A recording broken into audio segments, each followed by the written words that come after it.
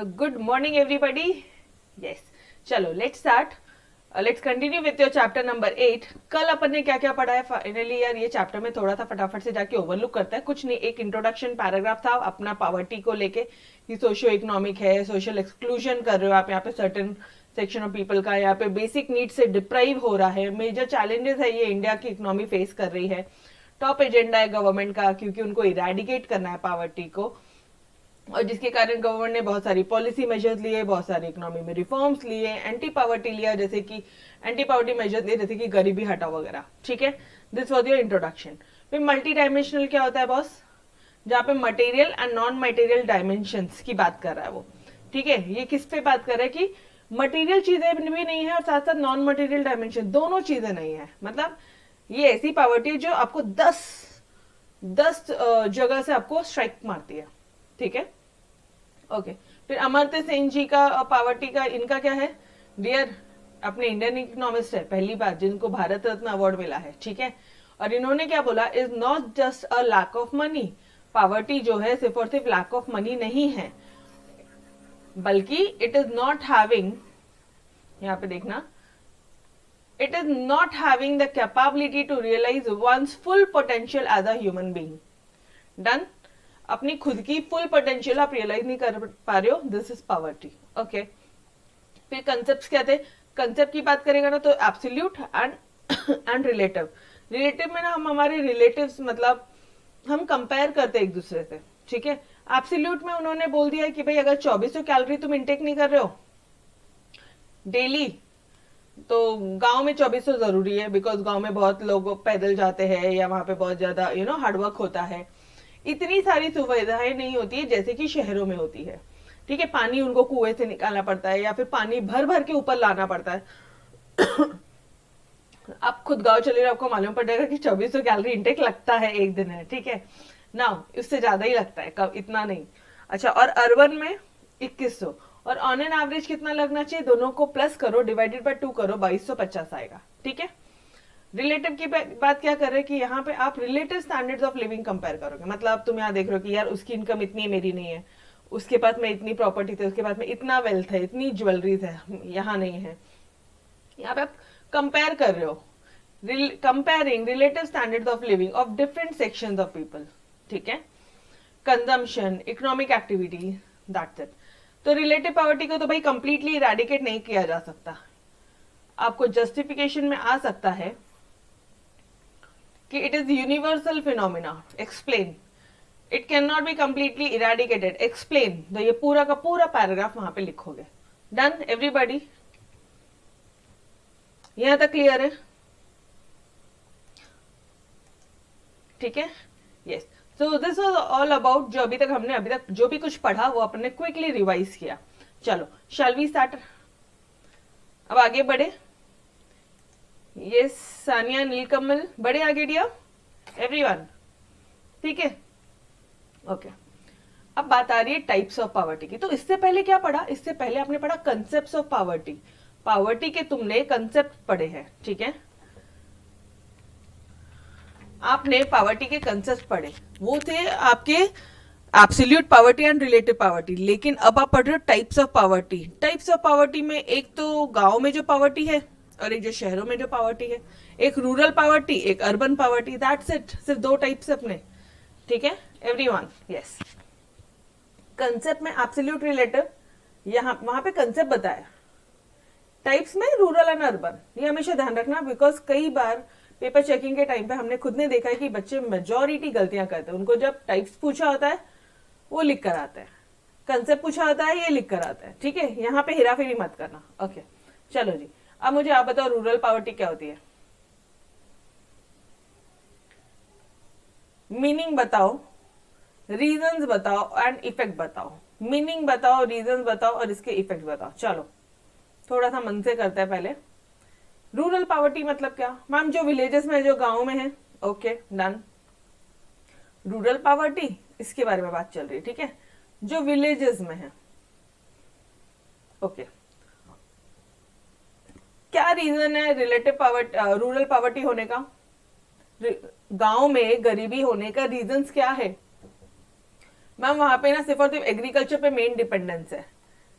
Okay, agriculture पे dependence है, और ये एग्रीकल्चर खुद सीजनल इन नेचर है, तो पूरे साल भर नहीं होता। जो मेजोरिटी ऑफ द टाइम है, जो 6 मंथ्स का जो ऑफ सीजन है, स्लैक सीजन है, उसमें ये लोगों को मैनेजमेंट करना पैसों का बहुत मुश्किल होता है। एकदम सही। और क्या रीजन हो सकता है? मैम वहां के लोग पढ़े लिखे नहीं है, इनके पास में एग्रीकल्चर के अलावा कोई दूसरा ऑक्यूपेशन ही नहीं है, गांव में रोड्स रेलवेज नहीं है, ठीक है, इंफ्रास्ट्रक्चर नहीं है। और क्या रीजन बोल सकते हो तुम? और क्या रीजन हो सकता है?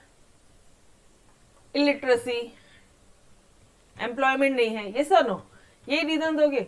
और इसके इफेक्ट क्या हुए? What was the effect? देखो आप आंसर्स खुद ब खुद बोल पा रहे हो, खुद ब खुद लिख पा रहे हो, सिर्फ और सिर्फ ये हेडिंग बोलकर ही। तो बहुत ज्यादा डिटेल में जो टॉपिक आप पढ़ सकते हो, खुद ब खुद आंसर्स लिख सकते हैं हम, ठीक है। बस ये देखना है कि भाई पॉइंट्स कितने आने चाहिए, meaning, reasons and effect, meaning, reasons and effect, बस ये पॉइंट्स आने चाहिए एग्जाम में। हेडिंग सेम रखियो, ठीक है। आंसर पढ़ेंगे लेकिन पहले एक बार मन से बोलते हैं। फिर इसके इफेक्ट्स क्या होंगे? रूरल पॉवर्टी हो गई है, गांव में गरीबी होने के कारण इसका इफेक्ट क्या हो रहा है? गरीबी है गांव में, तो क्या हो क्या रहा है उसके कारण? अब गरीबी क्यों हो रही है वो नहीं पूछा जा रहा है, उसके इफेक्ट्स क्या हो रहे हैं? रूरल गांव वाले शहरों की तरफ भाग रहे हैं, माइग्रेशन हो रहा है, यस और नो, माइग्रेशन हो रहा है रूरल से अर्बन एरियाज में, ओके। और क्या इफेक्ट हो रहे हैं?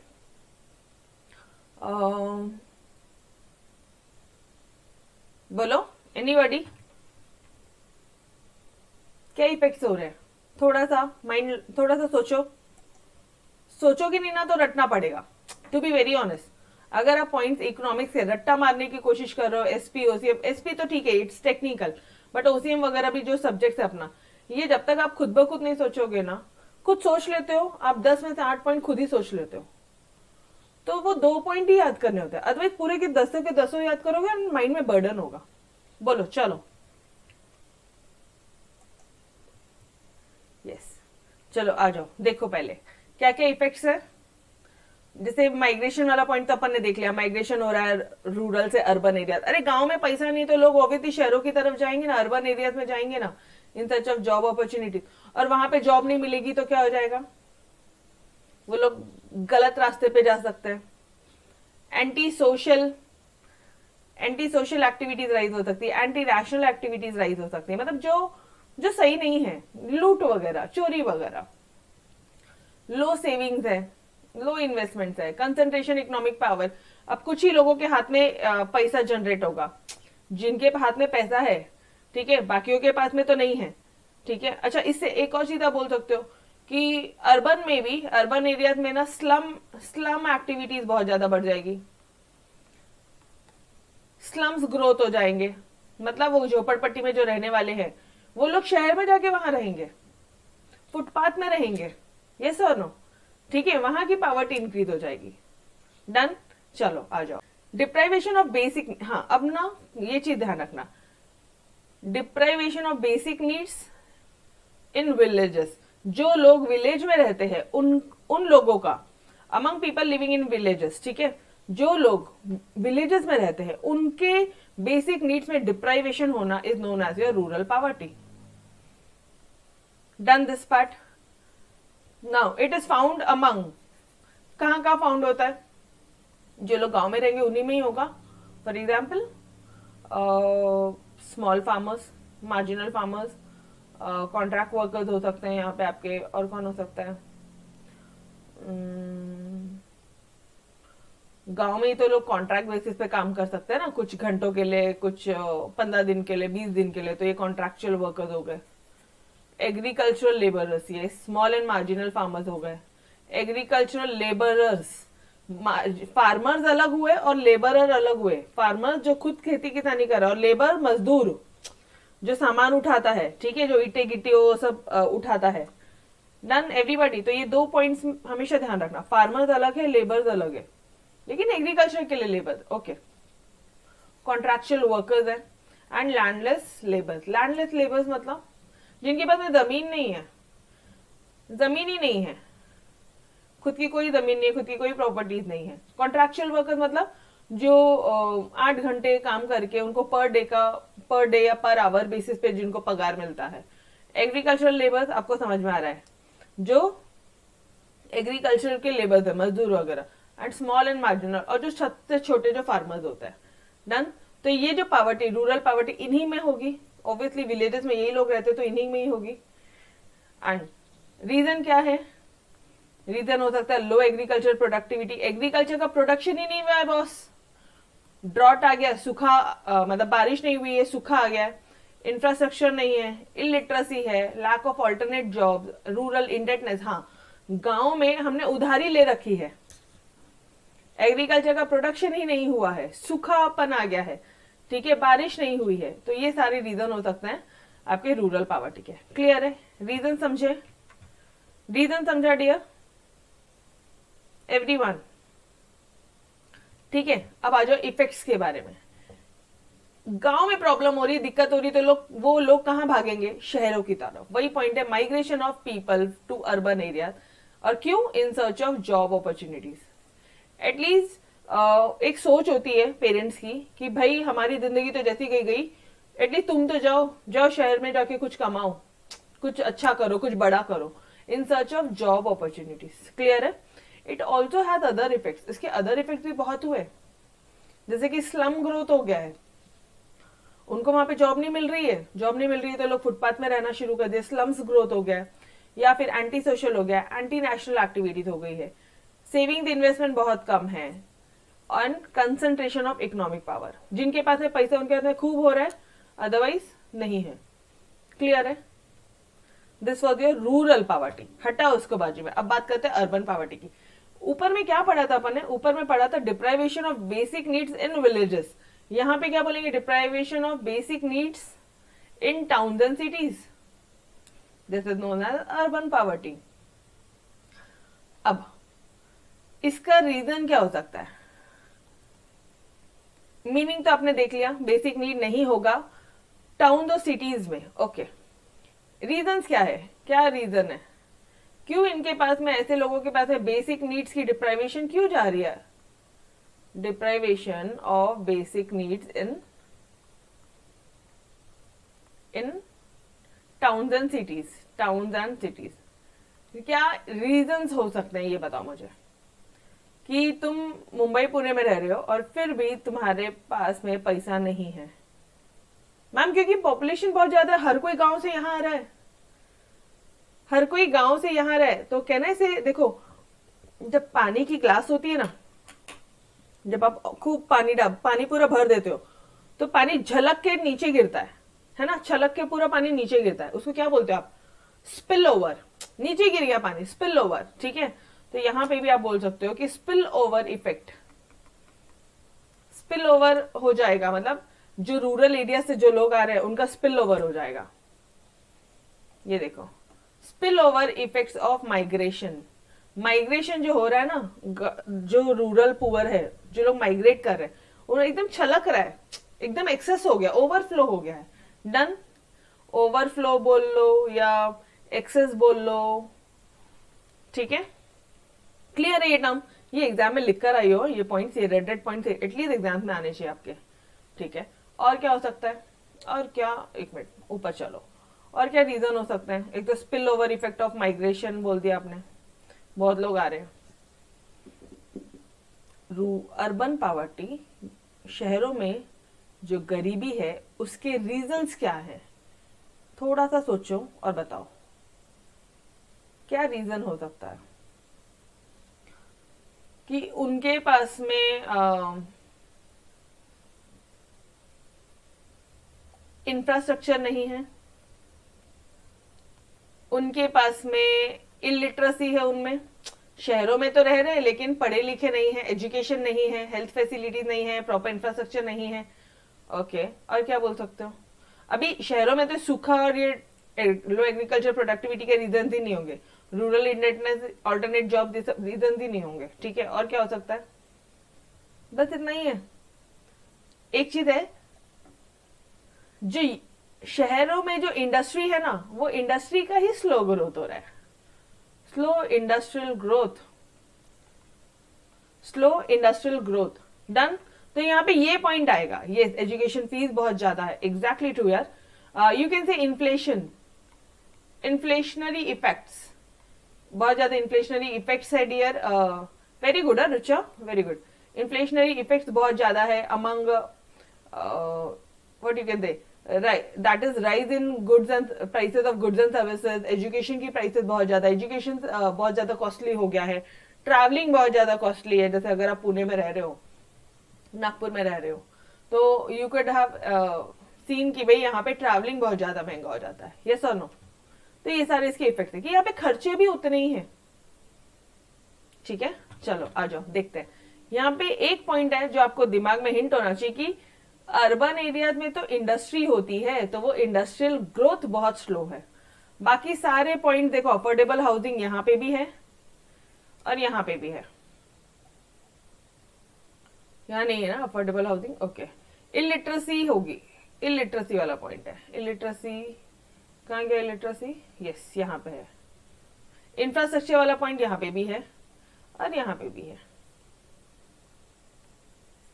तो ऑलमोस्ट बाकी सारे पॉइंट सेम है, लेकिन इंडस्ट्रियल ग्रोथ स्लो है, ये आप अर्बन इसमें बोलोगे पर्टिकुलरली। ठीक है, तो ये चीज आप इंपॉर्टेंट मार्क करो, इसको भी रेड मार्क कर लो, ये आना चाहिए आपको। डन एवरीबॉडी, रीजन समझा। मीनिंग में तो सिर्फ बोलते deprivation of basic needs town और सिटीज में। यहाँ पे बहुत सारे रीजन दे कि भाई अफोर्डेबल हाउसिंग नहीं है, घरों में रहने के लिए नहीं है, इन्फ्लेशन बहुत ज्यादा बढ़ गया है, सारी एजुकेशन की कॉस्ट वगैरह बहुत ज्यादा बढ़ गई, लिटरेसी बहुत ज्यादा बढ़ गई है। उसके बाद में आप यहाँ पे बोल रहे हो कि इंडस्ट्रियल ग्रोथ नहीं है, स्लो इंडस्ट्रियल ग्रोथ है।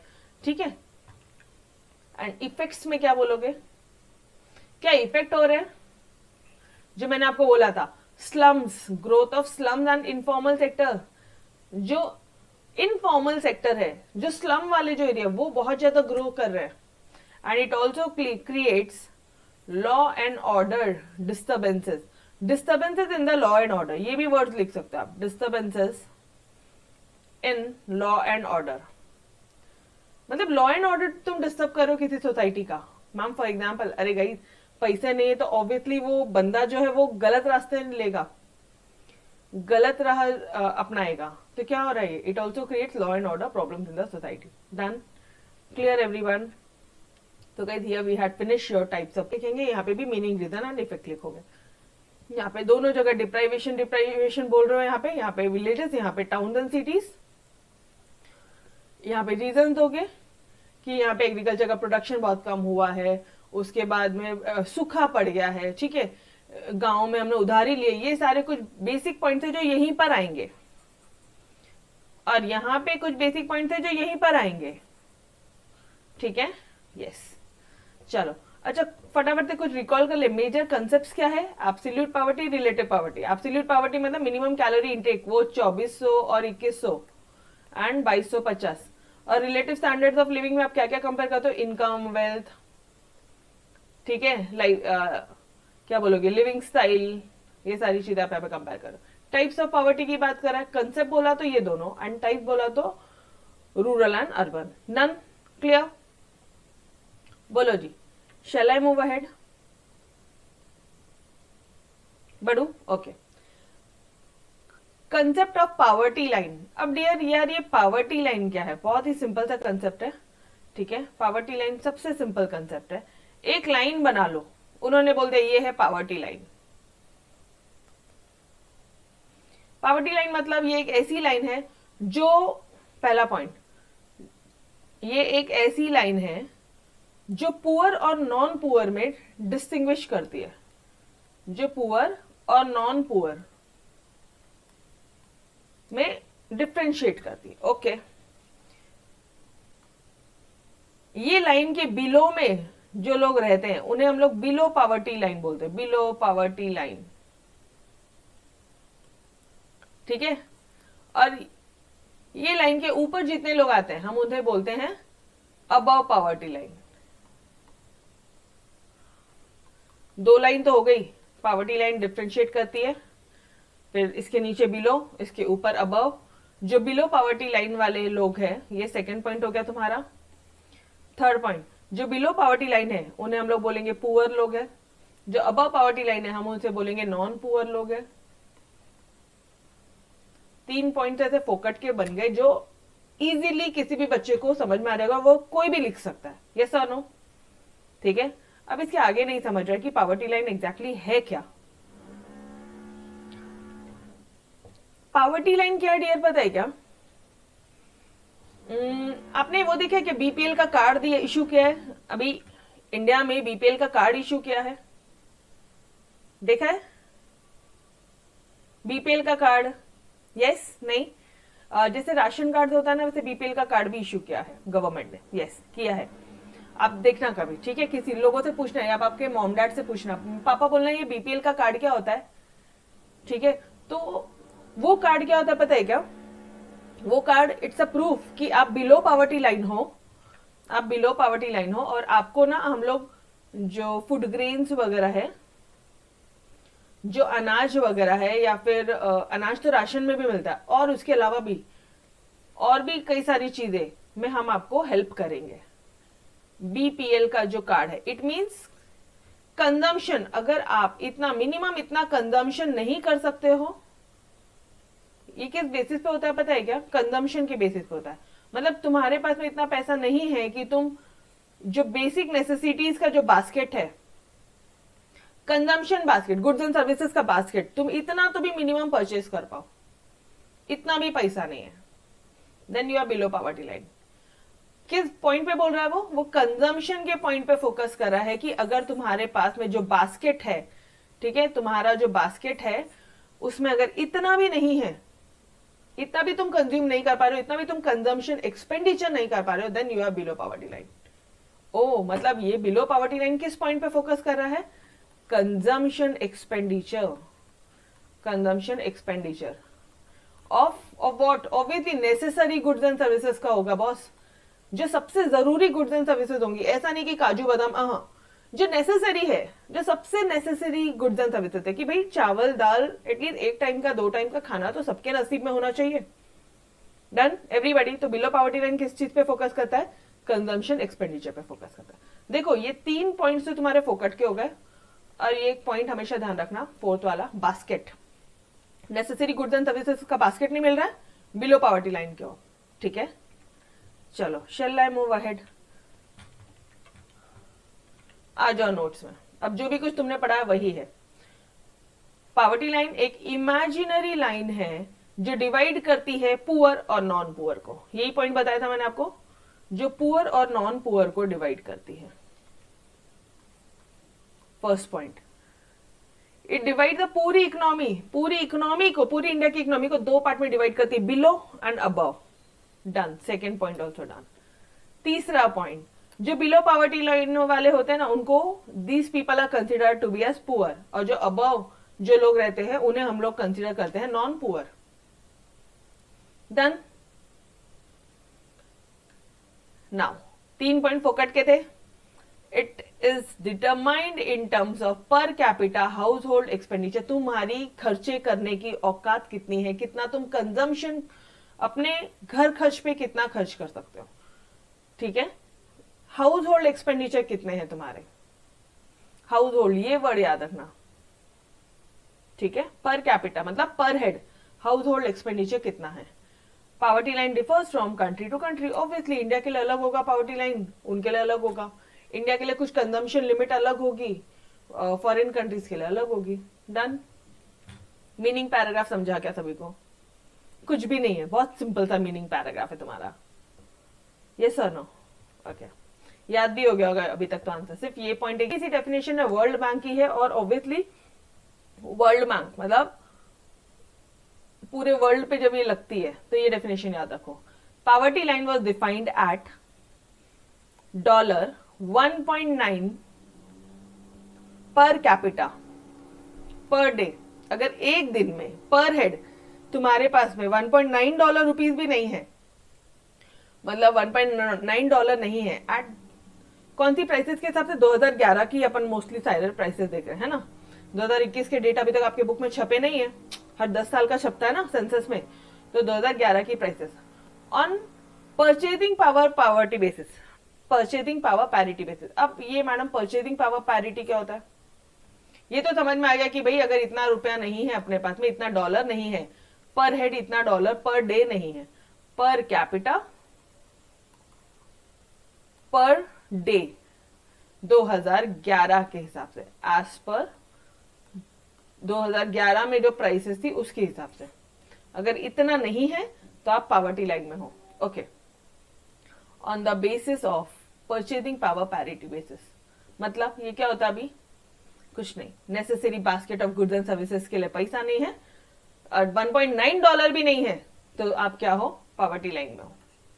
Clear everybody? बस इतना ही है, मतलब तुम्हारी औकात ही नहीं है परचेस करने की। $1.9 भी नहीं है कि आप बेसिक नेसेसिटीज के गुड्स एंड सर्विसेज खरीद लो। बस अभी ये लेवल पे इतना ही पढ़ो। ये जो कंसेप्ट है ये सीए फाइनल के फाइनेंस सब्जेक्ट में आता है, ठीक है? सीए फाइनल के फाइनेंस सब्जेक्ट में आता है and it's very detailed one, ठीक है? तो अभी के लिए आप सिर्फ इतना समझो, परचेज करने का जो पावर है, परचेजिंग पावर ही नहीं है अपनी basic necessity goods and services को परचेज करने का, अपने पास में पावर ही नहीं है, तो आप क्या हो? $1.9 भी नहीं है, आप पावर्टी लाइन में आते हो। डन? $1.9 के ऊपर है तो अबव पावर्टी लाइन, इतना है तो बिलो पावर्टी लाइन, इसके कम है तो बिलो पावर्टी लाइन। क्लियर है? सिंपल। डन? चलो, अच्छा ये पावर्टी लाइन को तुम, पावर्टी लाइन का ऑब्जेक्टिव क्या है, मेन ऑब्जेक्टिव क्या है, क्यों पावर्टी लाइन इन्होंने डिफाइन किया? ये वर्ल्ड बैंक ने पावर्टी लाइन को डिफाइन क्यों किया? Why it is define? क्यों? क्योंकि बहुत सारी ऑब्जेक्टिव इससे फुलफिल होती है। जैसे एक तो हमें ये मालूम पड़ता है कि यार कि इंडिया में कितने लोग, एक एस्टिमेट मालूम पड़ता है कि कितने लोग गरीब है, कितने लोग अमीर है, कितने बिलो पावर्टी लाइन है, कितना अबव है। ओके, और क्या मालूम पड़ता है आपको? और मेन ऑब्जेक्टिव्स क्या हो सकता है कि कितना पॉपुलेशन अबव पावर्टी लाइन है, कितना बिलो है। फर्स्ट पॉइंट, कितना ऐसा पॉपुलेशन है जो हाउस होल्ड कंजम्पशन एक्सपेंडिचर कर सकता है, प्रॉपरली कर सकता है, ठीक है? मतलब poor on the basis of house hold consumption expenditure. Okay, region wise poverty निकाल सकते हैं यहाँ पे हम, रीजन वाइज। अरे पर्टिकुलर एरिया में कितने लोग हैं, अगर आप सिर्फ और सिर्फ अपने पुणे का अपन बता रहे हैं कि कितने लोग बिलो पावर्टी और कितने लोग अबव है, तो आप यहाँ पे रीजन वाइज बता सकते हो। एंड साथ ही साथ ये देखने के बाद में हम लोग क्या स्टेप्स लेना चाहिए पावर्टी को एलिवेट करने के, कैसे प्रोग्राम्स होने चाहिए और किस हद तक ये प्रोग्राम रिक्वायर्ड है, कितना खर्चा करना चाहिए हमें इस प्रोग्राम पे, हमें ये भी मालूम पड़ता है। डन? पहला पॉइंट क्या है? पावर्टी लाइन क्यों, ये कंसेप्ट जरूरी क्यों है? व्हाट आर द ऑब्जेक्टिव्स दिया? अबव कितना है, बिलो कितना है, अबव कितना, बिलो कितना। ये देखो, अबव कितना, बिलो कितना, on the basis of house hold consumption expenditure, कितने लोग पुअर है। ओके, रीजन वाइज कैसा हाल है। ओके, पावर्टी कितनी है। अच्छा, आपने रीजन वाइज भी देख लिया। अब मुझे बताओ कितना खर्चा करना है तुम्हारे पुणे रीजन को, मुंबई रीजन को ऊपर उठाने के लिए। Clear everybody? सिंपल से पॉइंट है, थोड़ा सा लॉजिक करके देखोगे सारे पॉइंट एकदम फ्लो में जाते हैं। Done dear? Yes? Okay, now अब थोड़ा सा पावर्टी जो लाइन था वो it was on the basis of consumption expenditure, ठीक है? वो कंजम्पशन एक्सपेंडिचर पे था, लेकिन हमारे रंगराजन जो जी हैं, ठीक है, डॉक्टर सी रंगराजन, एक एक्सपर्ट ग्रुप बनाया गया, ठीक है, जिसके चेयरमैनशिप रंगराजन जी ने संभाली, और उनके हिसाब से उन्होंने नया पावर्टी लाइन बनाया है, decided for rural and urban areas. उन्होंने न्यू पावर्टी लाइन बनाई है। ओके, चलो अब अपन कुछ एस्टिमेट्स पढ़ रहे हैं कि इन्होंने क्या एस्टिमेट्स बनाए, ठीक है? क्या इन्होंने क्या एस्टिमेट्स दिए हैं? पावर्टी लाइन ही चल रहा है, अभी भी सेम हेडिंग चल रहा है, यहां तक सेम हेडिंग है, ठीक है? यस। तो देखो, प्लानिंग कमीशन जो है 1962 का जो प्लानिंग कमीशन है, जो हर 5 साल का जो 5 ईयर प्लान वगैरह नहीं लाते हैं, तो वो जो प्लानिंग कमीशन है उन्होंने बहुत सारे सेवरल ग्रुप, वर्किंग ग्रुप, कि तुम इस पावर्टी पे काम करो, बहुत सारे टास्क फोर्स अपॉइंट किए, बहुत सारे एक्सपर्ट कमिटी उन्होंने बनाई फॉर एस्टिमेशन ऑफ पावर्टी, कि भाई गरीबी किस लेवल पे है। एस्टिमेट करो आप, करेक्ट फिगर निकालो आप पावर्टी की। ओके, प्लानिंग कमीशन 1962 ने निकाली। उसके बाद में गवर्नमेंट ऑफ इंडिया ने बहुत सारी कमिटी अपॉइंट की, इसको हाईलाइट करो, ये दोनों पॉइंट हाईलाइट हो, पहले प्लानिंग कमीशन और अब गवर्नमेंट ऑफ इंडिया ने। गवर्नमेंट ऑफ इंडिया ने भी बहुत सारी वेरियस कमिटीज अपने बनाई है जो रिव्यू करती है पावर्टी लाइन को from time to time. Earlier earlier जो पावर्टी लाइन था वो कैलोरी इंटेक के बेसिस पे था, कितनी कैलोरी इंटेक कर रहे हो, अगर तुम 2400 नहीं कर रहे हो, तुम 2100 नहीं कर रहे हो, यस और नो, ठीक है, इतना तो होना चाहिए मिनिमम रिक्वायरमेंट। अरे यस ना, ये यहाँ पे पढ़ा ना, absolute poverty, relative poverty, calorie requirement यहाँ पे बोला ना। प्लानिंग कमीशन ने सबसे पहले जो 1962 में जो प्लानिंग कमीशन बना था, इन्होंने जो टास्क फोर्स, जो वेरियस कमिटी, जो एक्सपर्ट ग्रुप बनाए थे, तो उन्होंने बताया था कि भाई कैलोरी इंटेक अगर इतना नहीं हो रहा है तो गरीब है, ठीक है। लेकिन रंगराजन जी की जो कमेटी थी उन्होंने हमें ये बताया, देखो उसके बाद में, लेकिन it did not include non food items. सिर्फ खाने को लेके पावर्टी बोलते क्या, कि एजुकेशन नहीं है तो भी गरीब हो, कि हेल्थ नहीं है तो भी, हेल्थ नहीं है तो तब तो आप गरीब ही हो, सबसे बड़े गरीब हो। Health is the most essential thing, ये अपन ने कोविड के टाइम में बहुत अच्छी तरह से रियलाइज किया, यस और नो। तो ऊपर प्लानिंग कमीशन वालों की जो कैलोरी इंटेक की जो पॉइंट्स था एब्सोल्यूट पावर्टी का, उन्होंने नॉन फूड आइटम को कंसिडर नहीं किया था, उन्होंने एजुकेशन और हेल्थ को कंसिडर नहीं किया। लेकिन 2012 में जो एक्सपर्ट ग्रुप बनाया गया था, जिसके चेयरमैनशिप रंगराजन जी के पास में था, जो रंगराजन जी की जो कमिटी रिपोर्ट थी, इन्होंने न्यू पावर्टी लाइन एस्टैब्लिश की कि गरीब और रूरल एरियाज के लिए क्या होना चाहिए और अर्बन एरियाज के लिए क्या होना चाहिए। तो रूरल एरियाज के लिए क्या होना चाहिए डियर, 972 रुपीज, मतलब 1000 रुपए के आसपास भी अगर तुम महीने का नहीं कमा रहे हो, अभी आपको 1000 नहीं बोलना, आपको कितना बोलना है, 972 रुपीज पर मंथ भी नहीं कमा रहे हो तो आप पावर्टी लाइन के बिलो हो। और अर्बन एरिया में मतलब आप डिस्ट्रिक्ट लेवल पे या टाउन और सिटीज में रह रहे हो, एंड अगर आप 1400 रुपए 1407 भी नहीं कमा रहे हो रुपीज पर मंथ, मैडम ये डे वाला याद नहीं करना है, नहीं ये याद नहीं करना है, सिर्फ 972 को तुम डिवाइड करोगे 30 से ना तो ये आ जाएगा, 1407 को तुम डिवाइड करोगे 30 से ना तो कुछ 46.969 ऐसा कुछ आएगा, तो वो अप्रोक्सीमेट करके 47 रुपीज पर डे। तो आपने सिर्फ और सिर्फ ये याद रखना है, 972 पर मंथ अगर गांव में नहीं है, और 1400 रुपए 1407, 972 एंड 1407 पर मंथ, मंथली इतना पैसा नहीं कमा रहे हो तो आप पावर्टी लाइन के बिलो हो। Done everybody, is this point clear कि अब पावर्टी लाइन कैसे, पहले मिनिमम कैलोरी इंटेक में होती थी, अब कंजम्पशन के एक्सपेंडिचर पे होती है, इतना भी खर्चा करने के लिए नहीं है तो फिर बिलो पावर्टी लाइन हो। क्लियर है, ये याद रखना है, ठीक है। तो पावर्टी का रेशियो ऑन एन एवरेज कितना आ रहा है, 30.9 आ रहा है, 26.4 है मैम, ये याद रखना है, हाँ जी ये याद रखना पड़ेगा, ऑब्जेक्टिव में पूछ सकते हैं आपको, इसलिए एकदम क्लियर कट आपको बॉक्स में बना के दिया कि ये चीज को मेन फोकस करना है आपने, ठीक है। छत्तीसगढ़ में देखोगे तो सबसे हाईएस्ट पावर्टी है, extent of poverty was highest in Chhattisgarh 39.9 है रे, और सबसे लोवेस्ट केरला में, क्योंकि वहां के लोग एजुकेटेड है। मेन रीजन बिहाइंड क्या है, वेल एजुकेटेड है गाइस, कुछ भी काम कर सकते हैं। एक नॉर्मल ऑटो रिक्शा से भी आप बात करो, if you don't know Tamil, ठीक है, अगर आपको तमिल तेलुगु नहीं आती है तो भी वो इंग्लिश में बात करेंगे आपसे, हाँ हिंदी नहीं आएगी अग्रीड, बट वो लोग अच्छा खाते, मतलब काफी अच्छा अर्न कर लेते हैं, एजुकेशन के बेसिस पे तो सवाल ही नहीं उठता, ठीक है। एंड पावर्टी रेशियो 17.4% है अपने महाराष्ट्र का, 39.9 छत्तीसगढ़, सबसे कम 7.1 केरला का, और बीच में 17.4 अपने महाराष्ट्र का। क्लियर है, डन एवरीबॉडी। तो यहाँ पे कुछ बहुत ज्यादा था क्या लर्न करने के लिए, नहीं। सबसे पहले जो प्लानिंग कमीशन ने क्या क्या चीजें की उन्होंने various expert committee, several groups, कुछ टास्क फोर्स अपॉइंट किया, फिर गवर्नमेंट ऑफ इंडिया ने वेरियस कमिटी अपॉइंट किया टाइम टू टाइम जो पावर्टी लाइन को डिटरमाइन करने के लिए।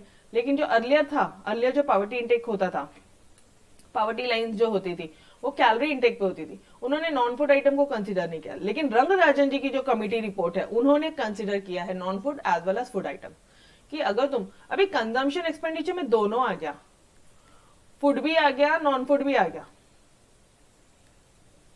क्लियर है, डन। अगर 972 पर मंथ नहीं है, गरीब, गांव वाले गरीब, अगर 1407 नहीं है तो अपन ऊपर वाले मतलब अर्बन एरियाज के गरीब है, ठीक है, लर्न हुआ। अच्छा, उसके बाद में 39.9% अपना छत्तीसगढ़ का, 7.1 केरला का और 17.4 हो गया अपने महाराष्ट्र का। महाराष्ट्र का तो याद ही रखने का ना बॉस, और सबसे ऊपर और सबसे छोटा लेवल तो अपने आप याद हो जाता है। Clear, done. Okay, so guys we will stop till here, आज यहीं पे स्टॉप करते हैं, इसके आगे का नेक्स्ट लेक्चर में कंटिन्यू करते हैं। सो तब तक के लिए अलविदा, bye bye everyone, take care, खुदा हाफिज, बाय बाय।